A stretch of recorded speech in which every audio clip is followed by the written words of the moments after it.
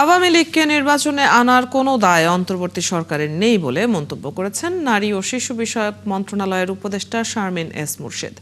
মহিলা ও শিশু বিষয়ক মন্ত্রণালয়ের পরিবর্তে নারী ও শিশু বিষয়ক মন্ত্রণালয় নামকরণ উপলক্ষে বুধবার সচিবালয়ে সংবাদ সম্মেলনে তিনি বলেন, এই সরকারের দায় একমাত্র জনগণের প্রতি। আওয়ামী লীগ যে ধ্বংসযজ্ঞ করে গেছে, আওয়ামী লীগ প্রমাণ রাখুক এই দেশের মানুষের কাছে যে সে শুধরোচ্ছে, সে পাল্টাচ্ছে, সে কি বলে ক্ষমা চাইছে। আওয়ামী লীগ কিচ্ছু করেনি এবং আমাদের বিদেশি ইন্টারভিউগুলোতেও এই প্রশ্নগুলো তুলছে। কিন্তু কথাটা হলো, আমি খুনের রাজনীতি তো আমি অ্যালাউ করব না।